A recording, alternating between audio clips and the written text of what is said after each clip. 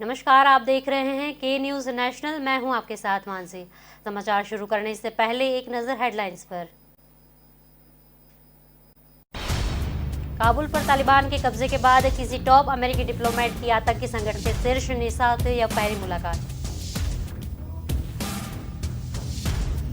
रानी को 31 अगस्त और 13 दिसंबर को पुलिस स्टेशन में हाजिर होना होगा और भविष्य में इसी तरह से कृत्यों से दूर रहना होगा। 5 सत्र में होने वाले सम्मेलन का उद्घाटन किसान नेता बलवीर सिंह राजेवाल करेंगे। विमान दुर्घटना जांच ब्यूरो की एक रिपोर्ट में चौंकाने वाला खुलासा हुआ है। एयर एशिया इंडिया की अहमदाबाद चेन्नई उड़ान और इंडिगो के बेंगलुरु वडोदरा उड़ान 29 जनवरी को एक दूसरे से टकराने से बाल बाल बचे। मेक इन इंडिया अभियान और कारोबारी संगमता जैसे बड़े सुधारवादी कदमों के विनिर्माण क्षेत्र भारत में दुनिया का सबसे दूसरा पसंदीदा हब। तालिबान के संपर्कों में अमेरिकी राष्ट्रपति जो बाइडेन ने रविवार को ही कहा था कि उनके सैनिक 31 अगस्त के बाद भी काबुल में रह सकते हैं। तालिबान ने अमेरिका को इसके नतीजे भुगतने की धमकी दी थी। इन सबके बीच अमेरिकी खुफिया एजेंसी CIA के चीफ विलियम बर्न्स सोमवार को एक सीक्रेट मिशन के तहत अचानक काबुल पहुंचे और यहां उन्होंने तालिबान के प्रमुख नेता मुल्ला अब्दुल बरादर से मुलाकात की। इस मीटिंग का खुलासा अमेरिकी अखबार वॉशिंगटन पोस्ट में किया गया था। हालांकि अमेरिकी विदेश मंत्रालय या व्हाइट हाउस इस बार से कुछ भी बोलने से तैयार नहीं है। रिपोर्ट के मुताबिक बंद सोमवार सुबह अचानक काबुल पहुंचे और वहां तालिबानी नेता बरादर से मुलाकात की। काबुल पर तालिबान के कब्जे के बाद किसी टॉप अमेरिकी डिप्लोमेट की आतंकी संगठन के शीर्ष नेता से यह पहली मुलाकात थी। अमेरिकी अफसरों ने नाम न बताने की शर्त पर इस मुलाकात की पुष्टि की है। अफसरों के मुताबिक यह बहुत संवेदनशील मामला है। बंस अमेरिका ने न सिर्फ खुफिया और सैन्य मामलों के टॉप और सीनियर एक्सपर्ट हैं, बल्कि वे मंजे हुए डिप्लोमेट भी हैं। CIA, व्हाइट हाउस और विदेश मंत्रालय इस बारे में खामोशी ओढ़े हैं। सिर्फ 2 दिन पहले व्हाइट हाउस की एक प्रेस कॉन्फ्रेंस में वह प्रवक्ता से यह पूछा गया था कि अफगानिस्तान में बेहद खराब हालत चलने के बावजूद कोई अमेरिकी डिप्लोमेट वहां क्यों नहीं गया। इस सवाल का जवाब नहीं दिया गया था। बाइडेन काबुल से लोगों को निकालने के मिशन को बहुत चैलेंजिंग बता चुके हैं।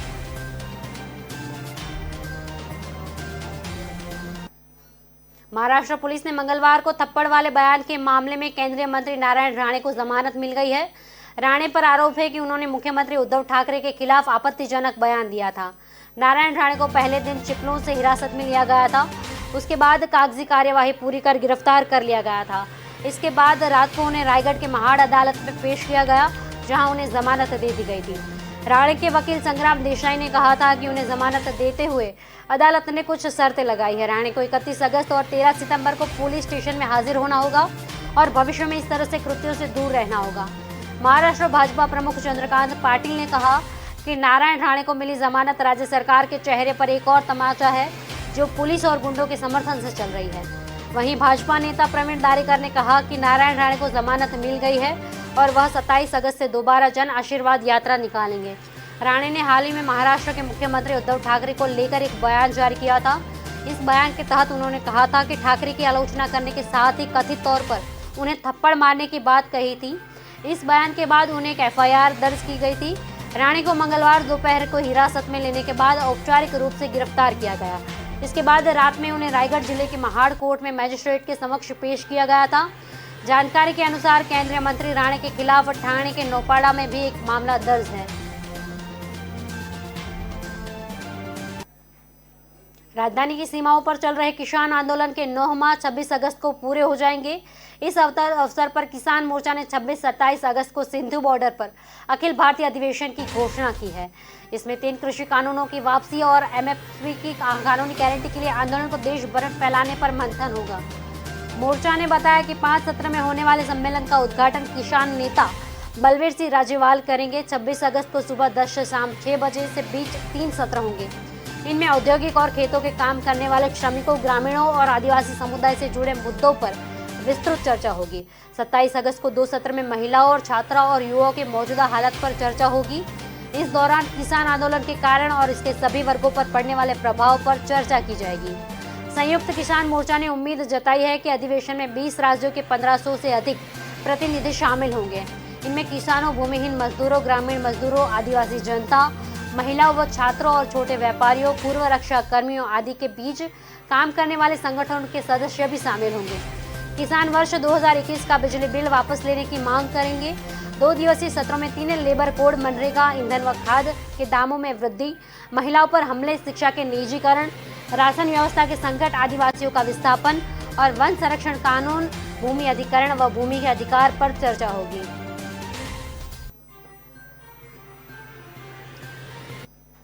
विमान दुर्घटना जांच ब्यूरो की एक रिपोर्ट में चौंकाने वाला खुलासा हुआ है। रिपोर्ट के मुताबिक एयर एशिया इंडिया की अहमदाबाद चेन्नई उड़ान और इंडिगो की बेंगलुरु वडोदरा उड़ान 29 जनवरी को एक दूसरे से टकराने से बाल बाल बच गए। दोनों विमान 8 किलोमीटर के दायरे में आ गए थे। मुंबई हवाई क्षेत्र के ऊपर उनकी फट रही है।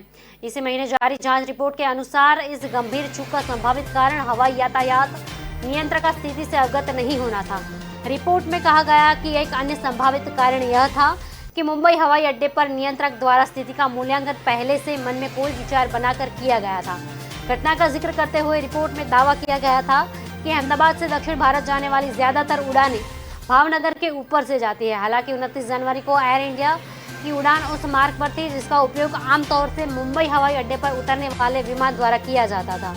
एयर एशिया इंडिया के विमान द्वारा मार्ग में बदलाव किए जाने और विपरीत दिशा से आने वाली इंडिगो की उड़ान के सीधे मार्ग पर होने के कारण यह स्थिति पैदा हुई थी। रिपोर्ट में कहा गया था कि जब पर्याप्त दूरी बनी हुई थी, हवाई यातायात नियंत्रक की स्वचालित प्रणाली के पूर्वानुमानित चेतावनी जारी की थी। हालांकि नियंत्रक ने विजुअल अनुमानित चेतावनी पर गौर नहीं फरमाया था। इसमें कहा गया था कि नियंत्रक अपने पिछले अनुभव के कारण यह मान रहा था कि एयर एशिया इंडिया की उड़ान भावनगर के ऊपर अपने सामान्य मार्ग पर है। इसलिए नियंत्रक ने सोचा कि एयर एशिया की उड़ान इंडिगो की उड़ान से बहुत करीब नहीं है।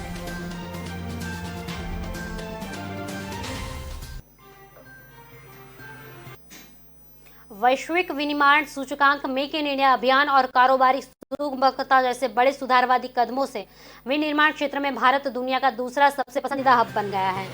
वैश्विक संपत्ति सलाहकार फर्म कुशमैन वेकफील्ड ने मंगलवार को विनिर्माण जोखिम सूचकांक 2021 जारी किया, जिसमें अमेरिका को पीछे छोड़कर भारत ने दूसरा स्थान हासिल कर लिया है।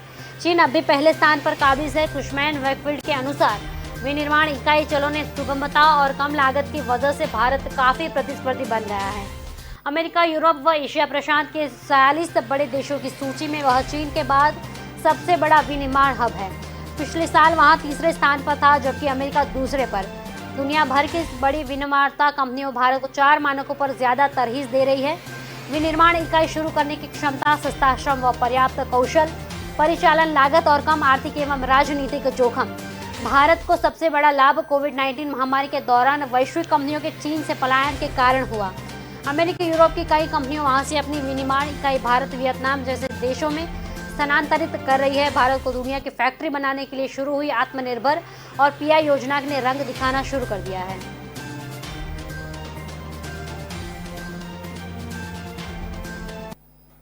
अभी लेते हैं एक छोटा सा ब्रेक। जुड़े रहिए के न्यूज नेशनल के साथ।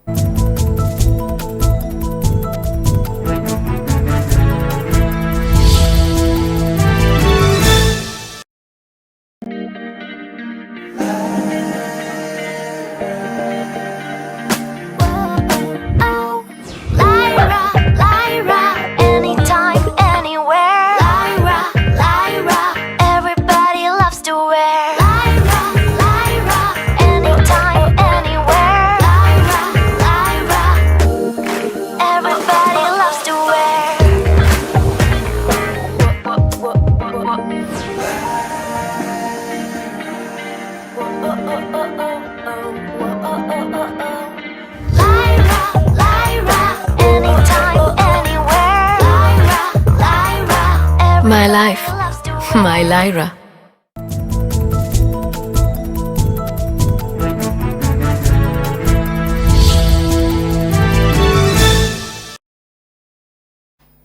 ब्रेक के बाद आपका स्वागत है। आगे की खबरें देखें तो वरिष्ठ वकील व न्याय मित्र विजय हंसारिया ने मंगलवार को सुप्रीम कोर्ट को सुझाव दिया कि शीर्ष अदालत के पूर्व न्यायाधीश का हाईकोर्ट के मुख्य न्यायाधीश की अध्यक्षता में एक निगरानी समिति गठित की जाए, जो सीबीआई और ईडी की ओर से मौजूदा और पूर्व सांसदों और विधायकों के खिलाफ दर्ज मामलों की जांच में देरी के कारणों का मूल्यांकन करेगी। शीर्ष अदालत से कहा गया है कि समिति में सीबीआई और ईडी के प्रमुख और गृह सचिव भी शामिल हो।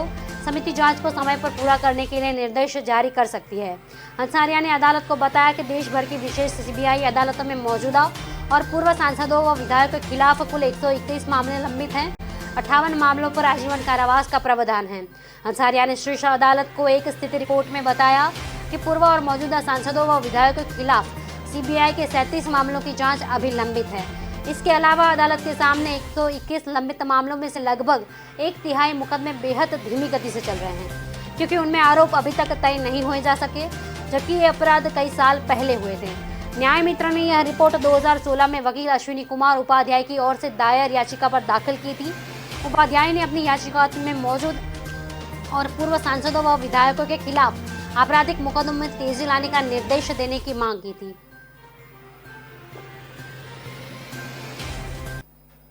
अमेरिका में खुफिया समुदाय राष्ट्रपति जो बाइडेन को इस बात की जानकारी देगा कि कोविड-19 की शुरुआत कैसे हुई थी। मई में राष्ट्रपति ने सहयोगी को आदेश दिया था कि वे प्रतिद्वंदी चीन से पहले मामले की जांच करने वाली खुफिया एजेंसियों के साथ विवादों को हल करने की दिशा में काम करें, ताकि वायरस की उत्पत्ति की गुत्थी सूझी जा सके। वैश्विक वैज्ञानिकों की एक टीम का कहना है कि इस बात की अधिक आशंका है कि कोरोना वायरस चीन के वुहान में पशुओं के एक बाजार में किसी संक्रमित जानवर के इंसानी संपर्क में आने से फैला था। टीम ने कहा कि इस बात की आशंका कम ही है और यह वायरस किसी प्रयोगशाला में दुर्घटना के कारण फैला हुआ था। व्हाइट हाउस के प्रेस सचिव जेन साकी के मुताबिक राष्ट्रपति द्वारा आदेशित 90 दिनों खुफिया समीक्षा बुधवार को होनी है। इसके अवर्गीकृत भागों को जारी करने के लिए कुछ दिन और लग सकते हैं। फिर भी 3 अमेरिकी सरकारी अधिकारियों और जांच के दायरे से परिचित चौथे शख्स ने कहा, मुझे उम्मीद नहीं कि समीक्षा के ठोस निष्कर्ष निकलेंगे, क्योंकि चीन के अहम जानकारी इकट्ठा करने की वैश्विक कोशिशें रोक दी गई हैं। सेल नामक आलेख वैज्ञानिकों ने महामारी की शुरुआत के कारण को लेकर सबूत पेश किया। आलेख के एक हिसाब से स्टीफन गोल्डस्टीन ने कहा कि महामारी की उत्पत्ति पर चर्चा राजनीतिकरण हो गया है और उन्हें लगा कि सभी उपलब्ध साक्ष्यों पर नजर डालने का यह सही समय है। जम्मू कश्मीर में पानी के किराए में बढ़ोतरी हो गई है। जम्मू कश्मीर जल संसाधन नियामक प्राधिकरण ने पानी किराए की नई दरें जारी कर दी है। गांव और शहरों में आधी व पौनी इंच पाइप के घरेलू पानी कनेक्शन में पानी का किराया 6 से 8% बढ़ा गया है। इस तरह से वाणिज्यिक उद्योग, बोरवेल, कृषि समेत अन्य श्रेणी के किराए में भी बढ़ोतरी की गई है। नई दरें अप्रैल 2021 से लागू हो जाएंगी।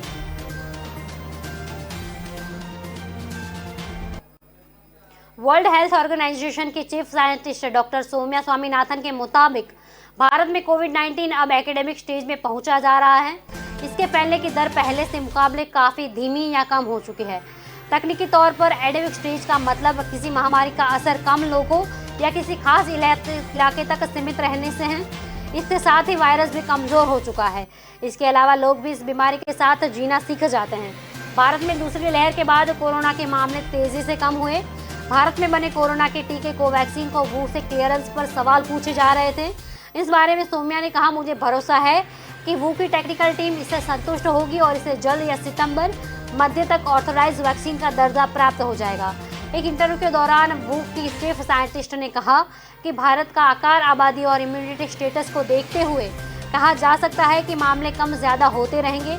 इसलिए हमारा मानना है कि भारत के स्टेज पर पहुंच रहा है। अब ये नहीं लगता कि कुछ महीने जैसे हालात बने थे। हाँ, जिन इलाकों में पहली बार और दूसरी लहर के दौरान मामले कम थे, यहाँ संक्रमण का स्तर कम था या फिर वैक्सीन कवरेज कम है, वहाँ आने वाले दिनों में मामले बढ़ सकते हैं। अफगानिस्तान में तालिबान के कब्जे के बाद स्थिति काफ़ी गंभीर हो गई है। पूरी दुनिया में तालिबान द्वारा किए जा रहे उत्पीड़न और हमलों की निंदा कर रही है। इस बीच विश्व बैंक ने भी इसे लेकर गंभीर चिंता जताई है। अधिकारी के हवाले से कहा कि विश्व बैंक ने अफगानिस्तान को आर्थिक सहायता रोक दी है। विश्व बैंक अफगानिस्तान की स्थिति को लेकर गंभीर रूप से चिंतित है। इससे पहले अंतर्राष्ट्रीय मुद्रा कोष भी अफगानिस्तान की सहायता रोक चुका है। 29 अगस्त को IMF ने कहा था कि अफगानिस्तान अब IMF संसाधनों का उपयोग नहीं कर पाएगा, उसे किसी तरह की नई मदद नहीं मिलेगी। इससे पहले अमेरिका भी सख्त फैसला ले चुका है। अफगानिस्तान में तालिबान कब्जे के बाद से अमेरिका तालिबान के हाथों से नकदी दूर रखने से कदम उठा रहे हैं। इस कड़ी में अमेरिका ने अफगानिस्तान के सेंट्रल बैंक की करीब 9.5 अरब डॉलर यानी 706 अरब रुपए में ज़्यादा की संपत्ति फ्रीज कर दी है। इतना ही नहीं, देश के पैसे तालिबान के हाथ न चले जाए, इसके लिए अमेरिका ने अफगानिस्तान को कैश आपूर्ति भी रोक दी है। अमेरिकी वित्त मंत्रालय ने फेडरल रिजर्व और अन्य अमेरिकी बैंकों द्वारा प्रतिबंधित नकद भंडार को तालिबान के हाथों जाने से रोकने के लिए यह कदम उठाया है। बाइडेन प्रशासन के एक अधिकारी ने इसकी पुष्टि करते हुए बताया कि अमेरिका में अफगान सरकार के सेंट्रल बैंक की कोई भी संपत्ति तालिबान के लिए उपलब्ध नहीं होगी। यह संपत्ति वित्त मंत्रालय की प्रतिबंधित सूची में रहेगी। फिलहाल लेते हैं एक छोटा सा ब्रेक। जुड़े रहिए के न्यूज़ नेशनल के साथ।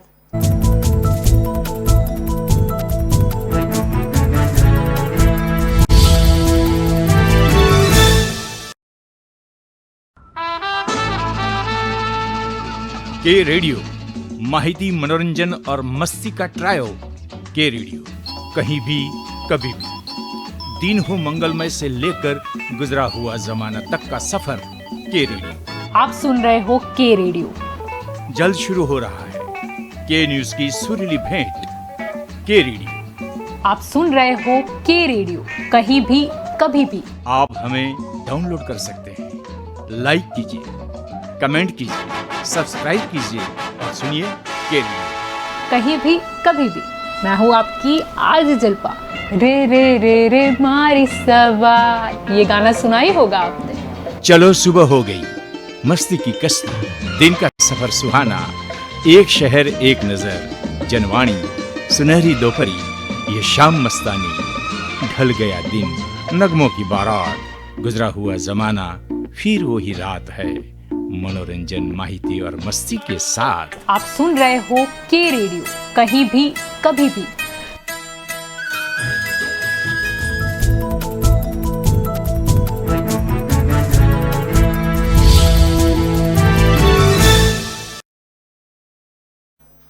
ब्रेक के बाद आपका स्वागत है। देखते हैं आगे की खबरें। तनाव कम करने की कोशिश। भारत और पाकिस्तान ने एक दूसरे के राजनयिकों को करीब 28 महीने के बाद नया वीज़ा जारी किया है। यह वीज़ा विभिन्न प्रकार कार्यों के लिए 15 मार्च 2021 तक आए आवेदनों के आधार पर दिए जाएंगे। माना जा रहा है कि यह कदम संबंधों में तनाव कम करने के उद्देश्य से उठाए गए हैं। भारत ने पाकिस्तान के 7 राजनयिकों और पाकिस्तान ने भारत के 33 अधिकारियों को वीज़ा दिया है। सूत्रों के अनुसार आने वाले दिनों में वीज़ा जारी हो सकता है। 2019 में पाकिस्तान प्रायोजित आतंकियों द्वारा किए गए पुलवामा फियादीन हमले के बाद भारत ने पाकिस्तान के प्रति सख्त रुख अख्तियार किया था। उस आतंकी हमले में सीआरपीएफ के 40 जवान शहीद हुए थे। कहा जा रहा है कि इस वर्ष जनवरी में दुबई में बैक चैनल डिप्लोमेसी के तहत हुई बातचीत के दौरान तनाव घटाने की कोशिशें जारी है। फरवरी में दोनों देशों की सेनाओं ने गोलीबारी रोकने पर संयुक्त घोषणा की थी। वहीं मार्च में पाकिस्तान के chief of army staff general Qamar Javed Bajwa ने भारत से गुजारिश की थी कि बीती बातों को भूलकर दोनों देश से सहयोग से बात करें। संयुक्त अरब अमीरात यूएई ने भारत से होकर होने वाली बात 14 दिन से भारत में रहे यात्रियों को आगमन वीज़ा देने की सुविधा अस्थायी तौर पर रोक दिया है। यूएई के अधिकारियों के अनुसार यह फैसला कोरोना महामारी की हालत में बदलाव को देखते लिया गया था।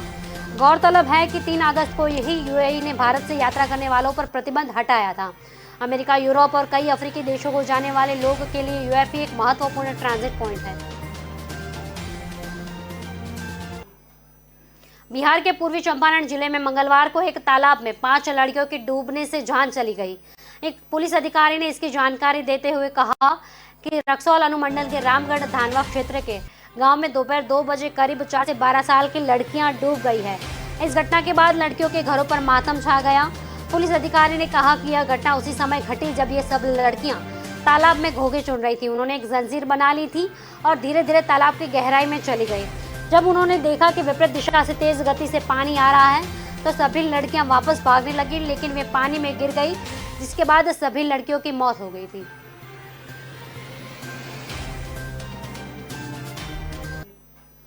तालिबान के कब्जे के बाद अफगानिस्तान में सबसे ज्यादा यदि कोई उत्पीड़न का शिकार हो रहा है तो वो है महिलाएं। पिछले 20 वर्षों में न सिर्फ युद्धग्रस्त देश में आम जनजीवन सुधरा था, बल्कि लड़कियों पढ़ने को जाने लगी थी और पहनावे के रूप में जीन्स का चलन भी बढ़ गया था। लेकिन अब जीन्स पहनने लोगों की तालिबान पिटाई करने लगे हैं और बुर्के की बाध्यता को चलते उसके दाम बढ़ गए हैं। अफगानिस्तान में बुर्के की बिक्री तेजी से बढ़ गई और इसके दाम भी दोगुने हो चुके हैं। रिपोर्ट के मुताबिक एक हफ्ते पहले स्थानीय अखबार ने बताया कि उसके एक पत्रकार की पिटाई की गई क्योंकि उसने अफगानी कपड़े नहीं पहने थे। 90 के दशक में तालिबान शासन के दौरान पुरुषों के लिए पारंपरिक पड़े, जबकि महिलाओं और 8 साल तक की लड़कियों के लिए बुर्का पहनना अनिवार्य था। जींस को पश्चिमी सभ्यता को पहनावा मानकर तालिबान लड़ाके उसे न पहनने के लिए मारपीट तक कर रहे हैं। कई युवा अफगानों ने सोशल मीडिया पर अपना दर्द बयां किया। उन्होंने कहा, जींस पहनने को इस्लाम का अपमान मानने के आरोप में उनकी बंदूक की नोक पर पिटाई की गई। तालिबान के एक लड़ाके ने स्थानीय अखबार के बताया कि हम पुरुषों के लिए भी ड्रेस कोड पर चर्चा कर रहे हैं। हालांकि रिपोर्ट के अनुसार पश्चिमी सभ्यता के कपड़ों को मान्यता नहीं देगा। वहीं दूसरी तरफ अफगानिस्तान के आए फोटो और वीडियो में लड़ाकों के चश्मे, टोपी, बूट जैसे पश्चिमी पहनावे में देखे जा रहे हैं। गैलीलियो गैलीली को फादर ऑफ मॉडर्न फिजिक्स भी कहा जाता है। आज ही के दिन गैलीलियो ने अपना टेलीस्कोप वेनिस के सीनेट सदस्यों के सामने पेश किया था, जिसने ब्रह्मांड और ग्रहों को लेकर आम लोगों की समझ को पूरी तरह से बदल दिया था। उन्होंने पीसा यूनिवर्सिटी में मेडिसिन की पढ़ाई की, लेकिन उनका मन तो गणित में लगता था, इसलिए अपने पिता की इच्छा के खिलाफ उन्होंने गणित में ही करियर बनाने की ठानी। हालांकि गैलीलियो ने पढ़ाई पूरी किए बिना ही यूनिवर्सिटी छोड़ दी और गणित और फिलोसॉफी पढ़ाने लगे। अगले 2 दशक तक वे गति और वजन मापन की छोटी इकाई पर काम करते रहे। इस दौरान अपने काम की वजह से गैलीलियो प्रसिद्ध होने लगे। उन्हें यूनिवर्सिटी में बतौर गेस्ट लेक्चरर बुलाया जाने लगा। इसके बाद वे यूनिवर्सिटी ऑफ पीसा में प्रोफेसर नियुक्त कर दिए गए। इस टेलीस्कोप को हेंस लिपर्सी नाम के एक शख्स ने बनाया था, जिसका नीदरलैंड में चश्मे बनाने का कारोबार था। गैलीलियो ने भी टेलीस्कोप बनाने में जुट गए और उन्होंने हेंस लिपर्सी के बनाए टेलीस्कोप से भी ज़्यादा शक्तिशाली टेलीस्कोप बना दिया और इसके बदलाव के बाद करते हुए इसकी शक्ति को 8 गुना तक बढ़ा दिया था। भारत और इंग्लैंड के बीच 5 मैचों का टेस्ट सीरीज की तीसरा मुकाबला बुधवार से खेला जाएगा। दोनों टीमों के बीच यह मुकाबला दोपहर 3:30 बजे से शुरू होगा। विराट की अगुवाई में टीम इंडिया पहली बार इस मैदान पर खेलने को उतरेगी, तो उसकी निगाह जीत पर होगी। भारतीय टीम यहां 19 साल पहले यानी साल 2002 में खेली थी, जब उसने पारी और 46 रन से जीत दर्ज की थी। मौजूदा टीम के किसी भी खिलाड़ी को इस मैदान पर खेलने का अनुभव नहीं है। यह देखना दिलचस्प होगा कि कितनी जल्दी परिस्थितियों से सामंजस्य बिठाते हैं। वहीं भारतीय कप्तान कोहली से लीड्स में बड़े स्कोर की उम्मीद होगी। पिछले 2 साल से विराट के बल्ले में शतक नहीं निकला है। विराट ने अपना आखिरी अंतर्राष्ट्रीय शतक नवंबर 2019 में लगाया था। मौजूदा सीरीज के शुरुआत 2 मैचों में वह 40 रन से अधिक का भी स्कोर नहीं कर पाए। वहीं चेतेश्वर पुजारा और उप कप्तान अजिंक्य रहाणे का फॉर्म चिंता का सबब बना हुआ है। हालांकि रहाणे ने लॉर्ड्स टेस्ट के दूसरी पारी में 66 रन को के अहम योगदान दिया था। पुजारा और रहाणे के बीच चौथे विकेट के लिए 100 रनों की साझेदारी हुई थी। टीम इंडिया के लिए सबसे अच्छी बात यह है कि सलामी जोड़ी शानदार फॉर्म में है। लॉर्ड्स में रोहित और केएल राहुल ने अच्छी पारी खेली थी। राहुल ने 129 रन की शतकीय पारी खेली, तो वहीं रोहित पहली पारी में 43 रन बनाए थे। वहीं जसप्रीत बुमराह और मोहम्मद शमी ने दूसरी पारी में 99 रन की अटूट साझेदारी की, जो टीम के लिए अहम साबित हुई और इसी पारी के दम पर भारतीय टीम ने इंग्लैंड पर 151 रनों को हराया था। देश विदेश की खबरों में सिर्फ इतना ही। आगे की अपडेट देखते रहिए के न्यूज़ नेशनल।